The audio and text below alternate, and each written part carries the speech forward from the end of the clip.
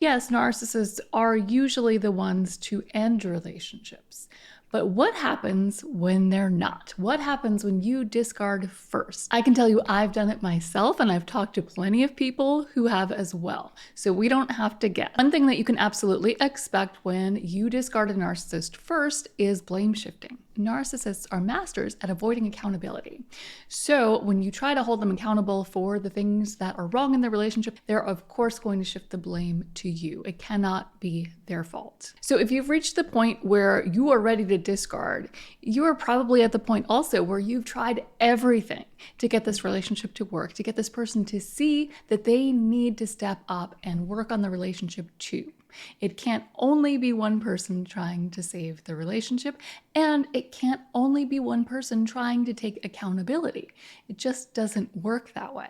So when you reach the point where you are discarding the narcissist, it's probably because you have no other options or you feel like you don't.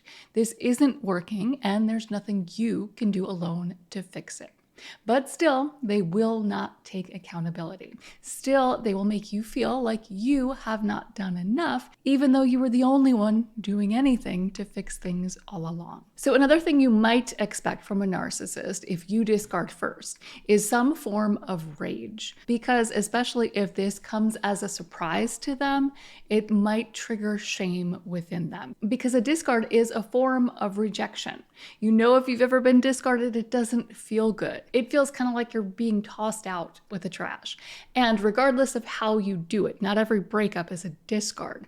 A discard is extremely brutal, and it often does not come with any sort of real explanation as to why it's happening. But the reason why I say discard when you're the one doing it is because the narcissist is going to see this as a rejection, and it's very much going to feel, at least for a moment, the same way as a discard would feel to you. So when they're feeling that shame, they may rage out.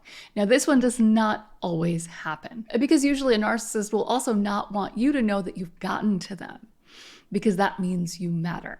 And when the discard happens, if you discard them, this is when they're actively shifting gears. They're actively shifting to change the narrative. And that's another thing we're going to get to real soon. So one thing you can expect to hear if you discard a narcissist first is, "You'll never find anyone like me," or some variation like that.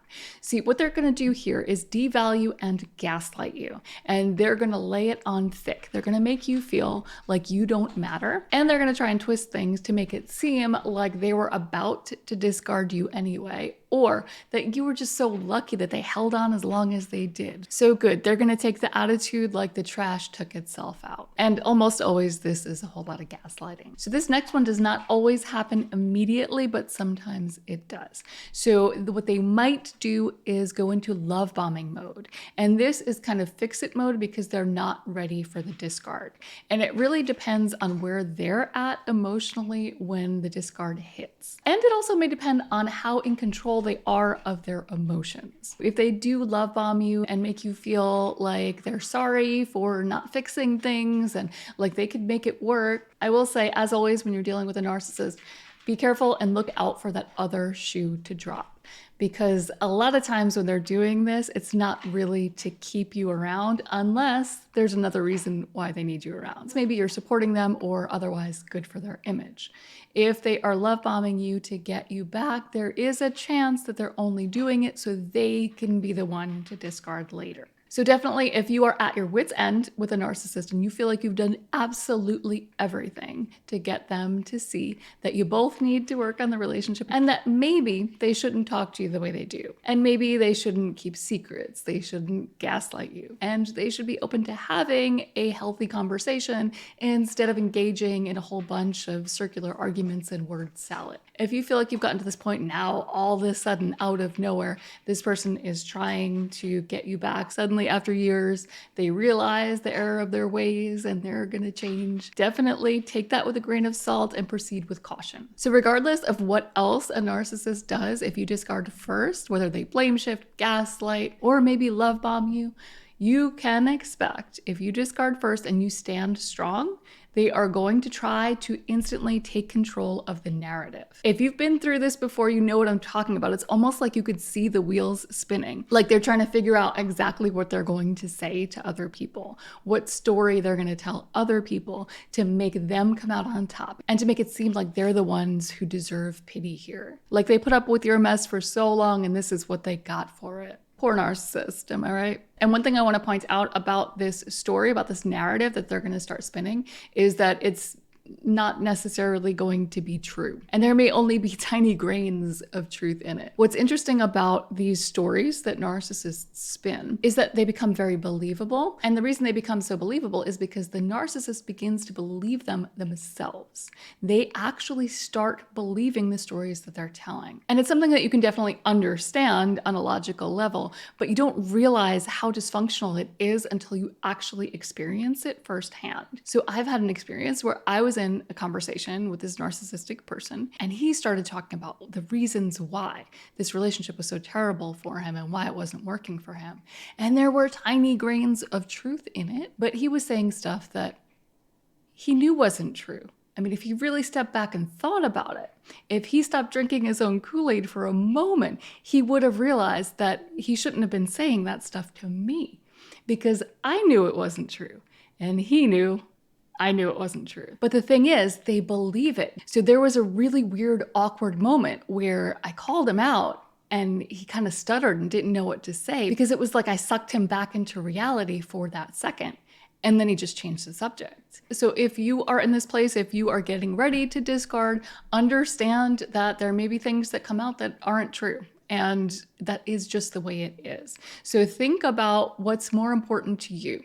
Is it more important to have peace and happiness and to move on with your life? Or is it more important to maintain your image and go into damage control, worrying about what somebody else might say about you? So another thing a narcissist might do if you discard first is threaten revenge. And when this happens, it's usually when somebody has kids with a narcissist or if they were married and they're about to get divorced. But really, ultimately, those aren't the only two scenarios. You can expect a narcissist to threaten revenge whenever they feel like they have something to hold over you. When you have something to lose and they potentially have something to gain, and even if it's only because they're so ruthless that they'll stop at nothing to get it. So it doesn't happen in every case, but if you have kids with a narcissist, they might threaten to take away the kids to go for full custody, even if they have no desire to have full custody or partial custody. And these threats are not necessarily empty. So it is definitely something to consider. You always have to consider your own situation. And I know there are a lot of people who end up staying in relationships with narcissists because they want to avoid this. But one more thing I want to say about this revenge is that this is not exclusive to when you discard. This can and often does happen when the narcissist discards first. So you're not going to avoid it just by avoiding the discard or getting them to do it first. When a narcissist discards, they have that narrative spinning in their own head too at that point.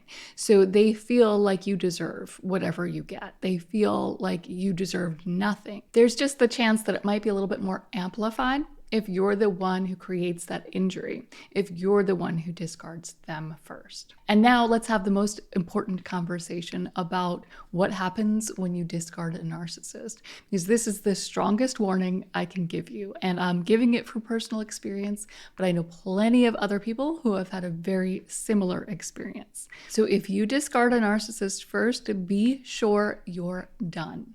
Be sure you don't need that person for anything else, that you can block them, you can cut them off, or that you can go gray rock and you are not at risk for going back. Because if you discard a narcissist first, there's a chance they'll walk away with their tail between their legs, that they will seem wounded and they might even seem sorry. You might get some faux apologies out of the whole deal. And there's a chance that'll feel good because this is what you wanted all along, right? You wanted accountability. You wanted this person to finally step up and stop all the nonsense and just have a real healthy relationship. And it seems like you're getting it. And sometimes this happens immediately after discard, and sometimes this will happen a few months later. Okay, so be prepared. They may disappear for a little while and then come back and try to hoover which means that they're trying to suck you back into the cycle of abuse again. But this Hoover is quite different.